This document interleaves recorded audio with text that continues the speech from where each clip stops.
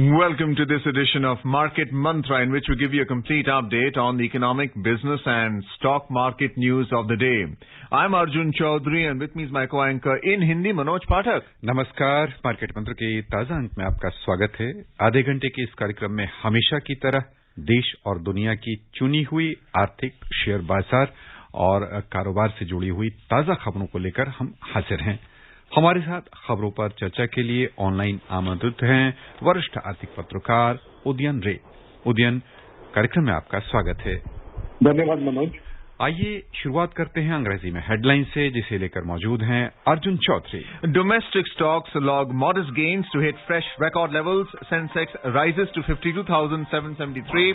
Nifty appreciates to 15,869. Global share markets witness modest gains, awaiting for further cues from the US Fed meeting this week, and global crude prices hit multi-year highs.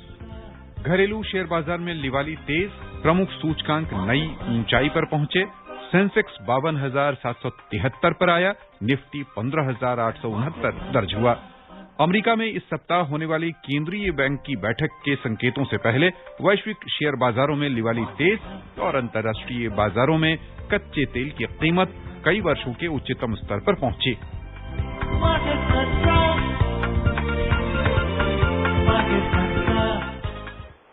घरेलू share बाजार में लिवाली का सिलसिला आज भी जारी रहा और प्रमुख सूचकांक 0.4% की बढ़त के साथ नए उच्चतम स्तर पर पहुंच गए। बॉम्बे स्टॉक एक्सचेंज का सेंसेक्स आज 222 अंक यानी 0.42% की वृद्धि के साथ 52,773 पर बंद हुआ। उधर नेशनल स्टॉक एक्सचेंज का निफ्टी 57 अंक यानी 0.36% बढ़कर 15,869 दर्ज हुआ। छोटी और मझोली कंपनियों के शेयरों की लिवाली भी तेज रही। बीएसई मिड कैप इंडेक्स 0.6% लाभ में रहा। स्मॉल कैप इंडेक्स में 0.44% की वृद्धि हुई। Sensex and Nifty today continued their record-setting rally. Both equity indices closed with gains of around 0.4% amid positive global cues. Sensex at the Bombay Stock Exchange climbed 222 points, 0.42% to finish at 52,773. The Nifty at the NSE also added 57 points, 0.36% to settle at 15,869. The broader market at the BSE also rose. The mid-cap index gained by 0.6% and the small-cap index added 0.44%. In the Sensex pack, shares of 15 companies climbed by 15 fell. Asian Paints was the top gainer as it surged by 0.32%. Axis Bank climbed 2% and ICICI gained 1.6%. Hindustan Unilever rose 1.1% and IndusInd Bank added 0.9%. In the list of companies which fell, Bajaj Financial Services plunged 1.1% and Dr. Reddy's Lab declined by 0.8%. Titan fell 0.7% and Sun Pharma ended 0.6% down. In sectoral indices, the shares of 15 out of 19 sectors climbed. The realty sector was the top gainer, which rose by 1.6%. Consumer discretionary goods and services gained 1%. BankX rose 0.9% and fast-moving consumer goods sector stocks closed 0.8%. Among sectoral indices which fell, healthcare closed 0.7% down and shares of the power sector fell 0.5%. The overall breadth of the BSE trade was positive as shares of 1,896 companies gained while 1,328 fell. Shares of 144 companies remained unchanged. नजर डालें रुपए की स्थिति पर। अंतर banking विदेशी मुद्रा बाजार में $1 की तुलना में रुपया 4 पैसे कमजोर हुआ, 73 रुपए 32 पैसे के स्तर पर आ गया। उधर दुनिया की 6 प्रमुख मुद्राओं की तुलना में डॉलर की स्थिति दर्शाने वाला सूचकांक अंतर दिवसीय कारोबार में 0.12% की मजबूती लेकर 90.63 पर पहुंच गया। उदयन, बाजार में आज की गतिविधि पर हम आपकी प्रतिक्रिया समझना चाहेंगे। लगातार लिवाली का सिलसिला तेज है और नई ऊंचाई पर प्रतिदिन कह लें कि प्रमुख सूचकांक पहुंच रहे हैं। किन अर्थों में ले रहे हैं आज के कारोबार को? मनोज, जैसे कि आपने खबरों में पढ़ा कि लोग इंतजार कर रहे हैं, निवेशक चाहे वो बाहर विदेशों में हो या भारत में हो, कि अमेरिका की केंद्रीय बैंक फेडरल रिजर्व उनकी जो दो दिन की जो समीक्षा होने वाली है उसके बारे में कमेंट्री क्या होगी, वो क्या कुछ निर्णय लेंगे, कुछ बातें करेंगे, वहां से काफी कुछ सिग्नल मिलेगा।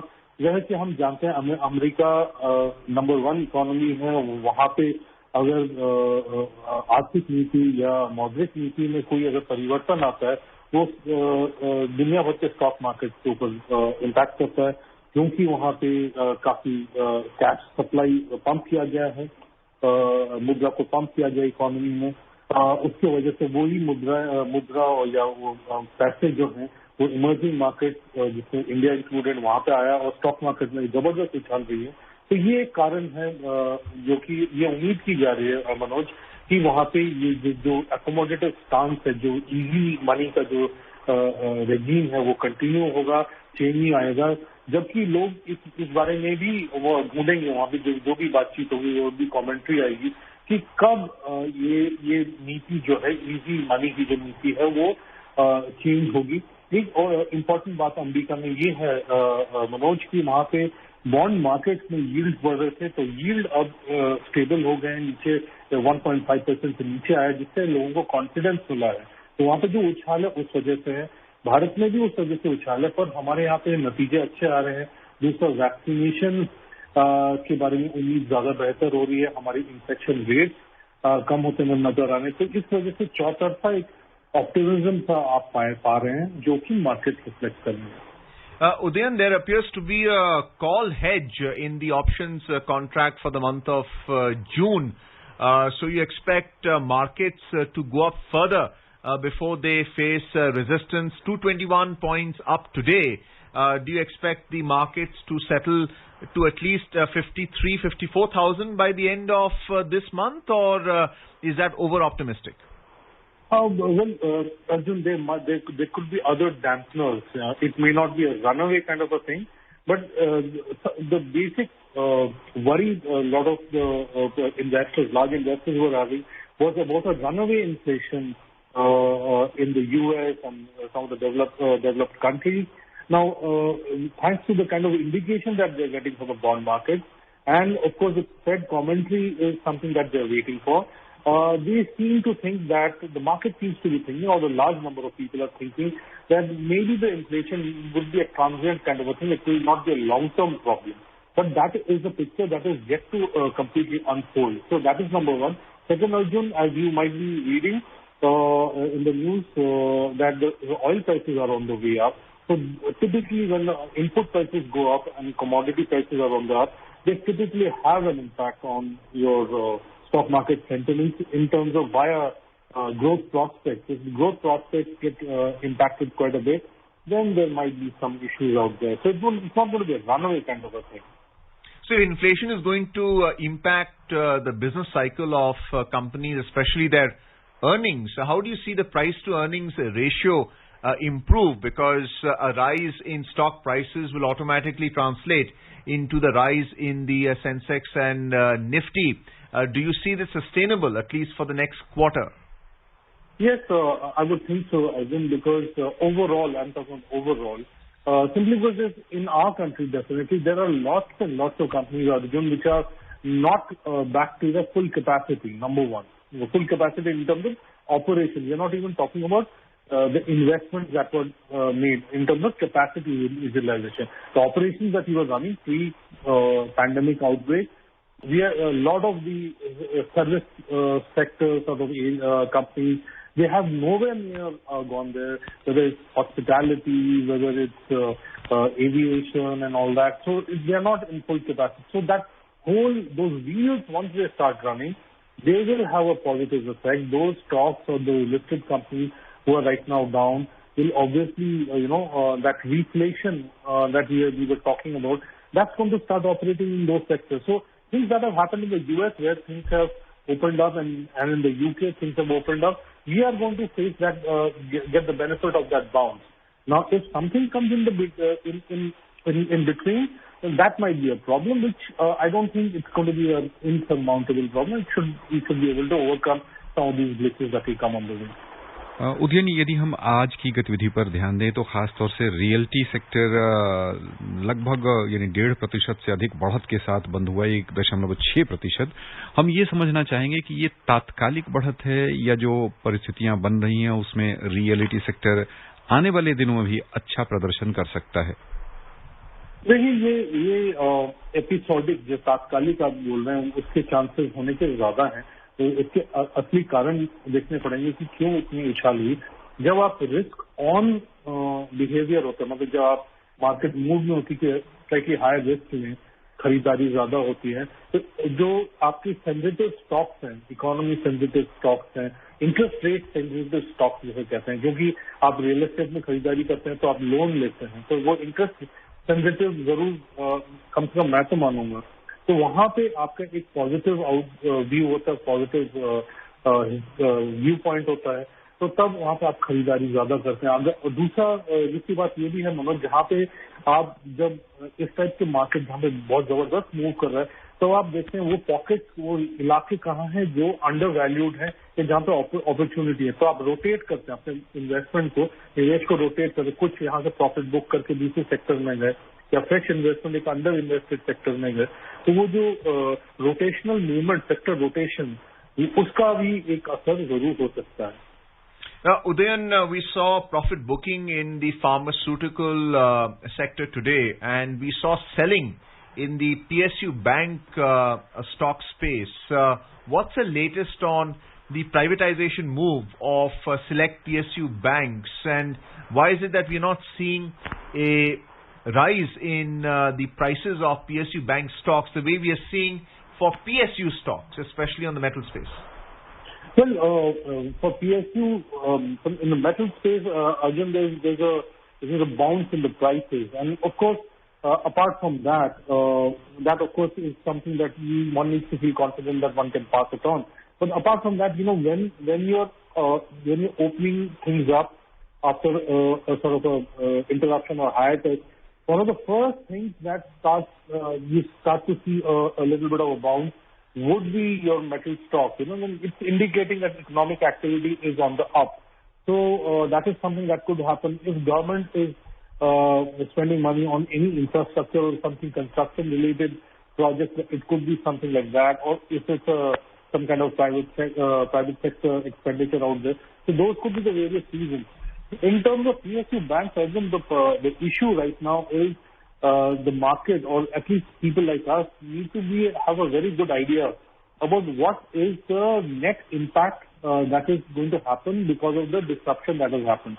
Now, a lot of people say that the second wave has not been all that bad and things are okay and things are coming up. But the question is just how much is the impact? Till it actually opens up, the whole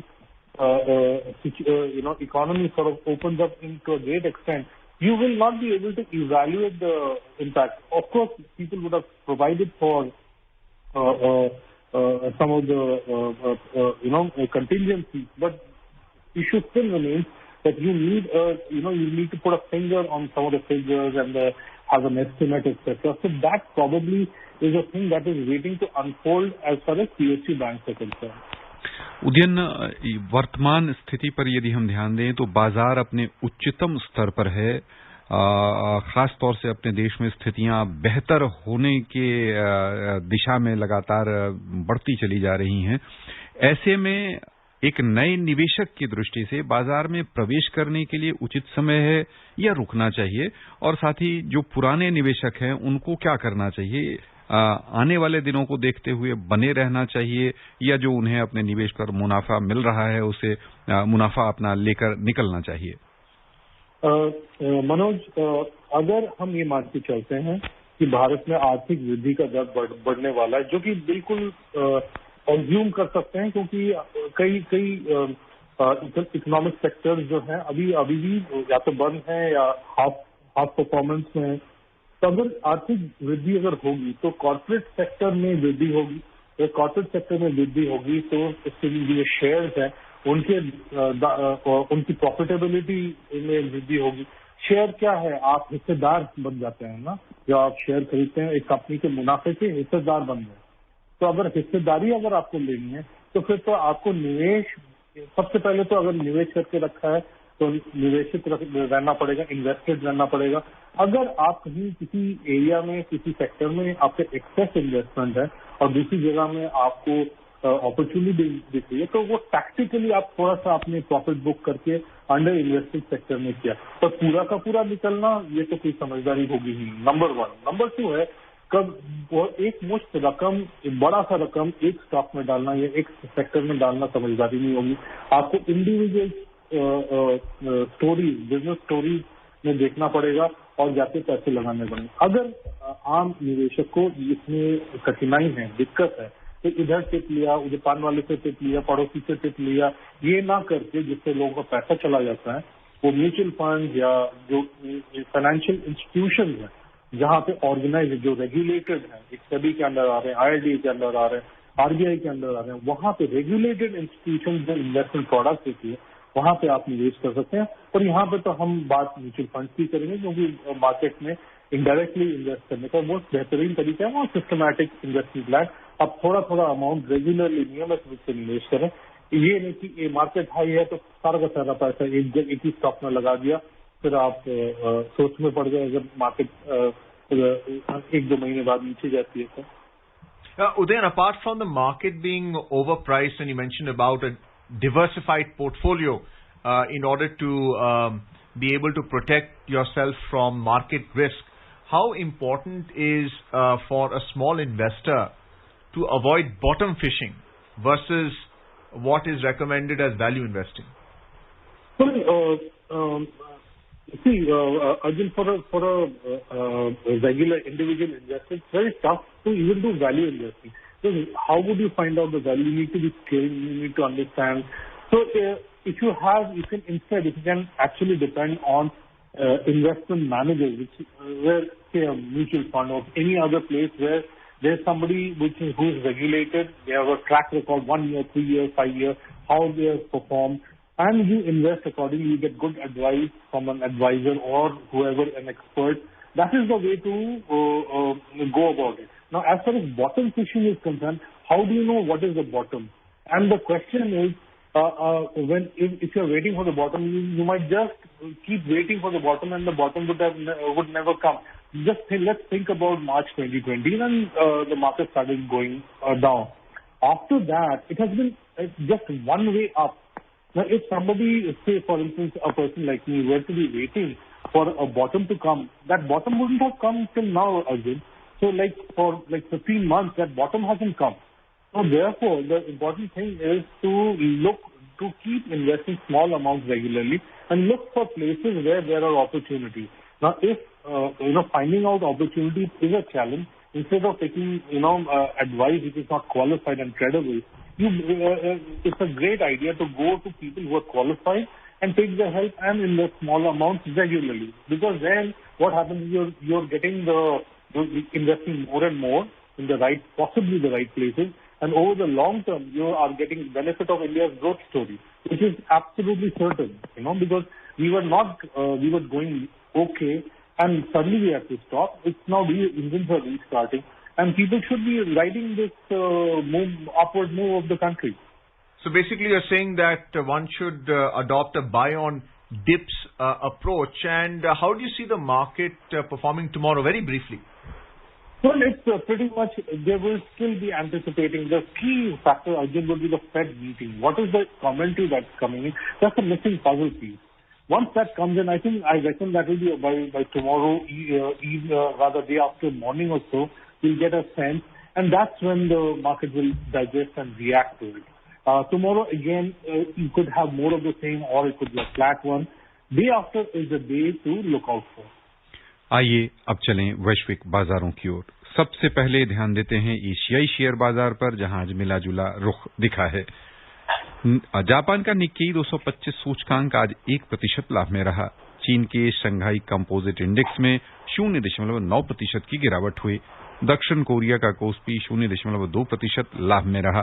Singapore के straits times index में 0.7% की वृद्धि हुई। उधर Hong Kong का हेंग सेंग बिकवाली के दबाव में 0.7% नीचे आ गया। ध्यान दें यूरोप के प्रमुख शेयर बाजारों पर, तो वहां समाचार तैयार किए जाने तक तेजी दिख रही थी। अंतर्दिवसीय कारोबार में लंदन का FTSE 100 0.5% की बढ़त पर था। जर्मनी के डेक्स में 0.3% की वृद्धि थी। उधर फ्रांस का CAC 40 0.4% ऊपर चल रहा था। Udayan, on the Chinese mainland, the stock indices have logged losses after the holiday, and looking at the context of what has been discussed at the G7 meeting, what is the decision taken towards China in terms of trade, and how do you see that impacting offshore outsourcing? Well, Arjun, some of the companies, shall I say, quite a few of the companies are trying to have China plus one, you know. So they would, in terms of manufacturing, they're trying to have another country where they can actually set up manufacturing operations.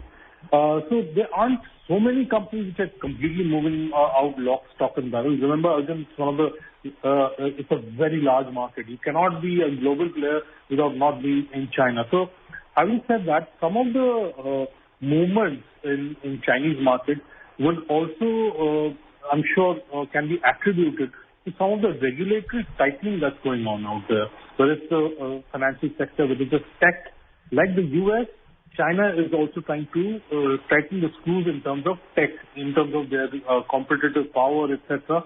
So that is also getting reflected in the stock prices and their ability to raise funds. So they're using this opportunity to clean up their house and make sure that things don't get messy later on. So that is actually also is an important factor that's impacting the stock prices. Well, let's have a look at the U.S. market. In the U.S. equity market, the Nasdaq Composite Index and the S&P 500 gained yesterday.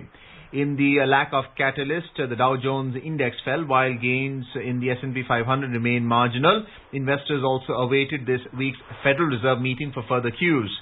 On the other hand, the technology-heavy Nasdaq rose for the sixth session in the past 7 working days, lifted by gains in shares of Tesla, Apple and Amazon. Investors are seeking new cues from the central bank this week on its inflation outlook after recent data indicated the U.S. economy is regaining momentum but not overheating. This has eased investor worries about inflation, while the Fed has reassured that any spike in inflation would be transitory. The Nasdaq Composite Index surged 0.7%, the S&P 500 closed 0.2% up, while the Dow Jones Industrial Average fell around 0.3%. Udayan, you spoke about the bond market in the U.S. What is the yield likely to be for the Treasury bond, which is sold to governments all across the world because of the strength of the U.S. currency and the ability of the government to repay its debt? But let's not forget that the U.S. economy is also running on the debt that it sells to investors worldwide. Well, Arjun, this week it has gone below, or rather I would say late last week it's gone below an important figure of 1.5%.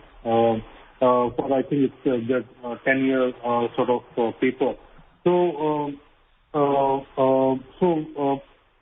I could be getting the 10-year wrong, but there are critical. Basically, what I'm trying to drive at is there are critical figures below which the bond yield has fallen.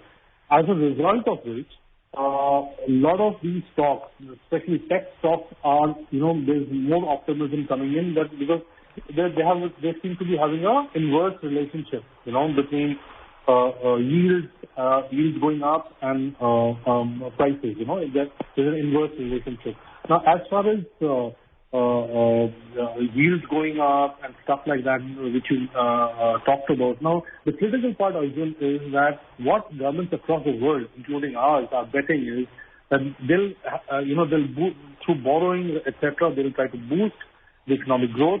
And when economic growth actually bounces back and it starts going ahead, with that bounce, they'll start repaying the debt over a period of time. And that's going to be quite a few years with the sheer amount of borrowing that has happened, especially in the West. So that is basically the point. So the key part out here, Arjun, would be that the economic engine starts as quickly as possible, because then you're actually accumulating debt.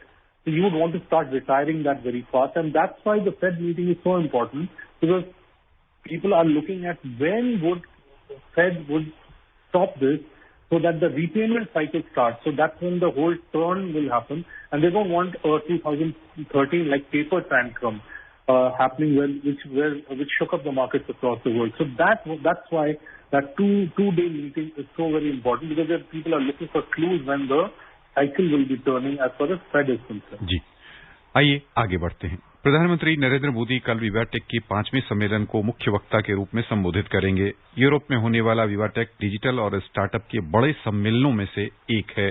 सम्मेलन को संबोधित करने वाले प्रमुख वक्ताओं में France के राष्ट्रपति और स्पेन के प्रधानमंत्री सहित यूरोपीय देशों के कई मंत्री और सांसद शामिल हैं। इसके अलावा कॉरपोरेट जगत के एप्पल के सीईओ टिम कुक, फेसबुक के मार्क जुकरबर्ग और माइक्रोसॉफ्ट के अध्यक्ष ब्रॉड स्मिथ भी इसमें सम्मिलित होंगे। ये सम्मेलन वर्ष 2016 से हर वर्ष पेरिस में मनाया जा रहा है। इस वर्ष ये सम्मेलन 16 से 19 जून के बीच संपन्न होगा। In more news, Indian Railways has envisaged investment of nearly 55,000 crore rupees for modernization of signalling, telecommunication and other infrastructure development. Railways have also started the electronic interlocking at 2,221 railway stations so far. Further, 1,550 electronic interlockings are planned to be provided in the next 3 years. Electronic interlocking are being adopted on a large scale to derive benefits of digital technologies in train operations and to enhance safety. Let's have a look at the oil market. Now, in intraday trade, Brent crude prices were trading around $73.70 per barrel, while WTI crude prices were around $71.80 per barrel. Udayan, why is it that oil prices are going up so much to $73.70 per barrel for WTI and $71.80 for Brent? How is that happening with shipping costs going up, inflation, cause for concern not only in India but in the US as well and across the globe? How is it that OPEC and OPEC Plus is able to restrict supply and raise prices? Well, Arjun, they had cut the supply. If you remember last year, they were cutting the supply to hold on to the prices. Now, the key is how quickly they'll release the supply. That's number one. One of the other reasons why it is, if they don't release it quickly, then it's a problem. These prices will be up. And if the economic growth starts happening faster, then the oil supply is getting replenished. That's a problem. The other important point, Arjun, I wanted to point out is the fracking. Fracking was one of the main reasons. Basically, we are talking about the US, where fracking brought in a lot of supplies, and that supply was helping the prices go down. The third factor is Iran, and people are not very sure whether Iran will come into the market because there's a political discussion happening. So these are the three variables which are at play. So unless these supplies, additional supplies come in, you will find the prices at a high level. जी, आइए चलते हैं सराफा बाजार। घरेलू सराफा बाजार में आज सोने की चमक तेज रही, लेकिन चांदी फीकी पड़ गई। अंतर्राष्ट्रीय बाजारों से मिले सकारात्मक संकेतों पर मल्टी कमोडिटी एक्सचेंज में अगस्त महीने में आपूर्ति किए जाने वाले सोने का मूल्य अंतर्दिवसीय कारोबार में 140 रुपए बढ़कर 48,660 रुपए प्रति 10 ग्राम के स्तर पर पहुंच गया। हालांकि चांदी में नरमी देखी गई। जुलाई में आपूर्ति की जाने वाली चांदी 370 रुपए घटकर 71,510 रुपए प्रति किलो के स्तर पर आ गई। उधर न्यूयॉर्क मर्केंटाइल एक्सचेंज में सोने का मूल्य बढ़कर $1,865.70 प्रति औंस के स्तर पर पहुंच गया। चांदी थोड़ी सी कमजोर होकर $27.80 प्रति औंस पर आ गई। बस यहीं पर श्रोताओं की ओर से उदयन आपका बहुत बहुत धन्यवाद। धन्यवाद Manoj. And before we close, a reminder of the headlines. Domestic stocks log modest gains to hit fresh record levels. Sensex rises to 52,773. Nifty appreciates to 15,869. Global share markets witness modest gains awaiting for further cues from the US Federal Reserve meeting this week. And global crude prices hit multi-year highs. And that's it in this edition of Market Mantra for now. Goodbye.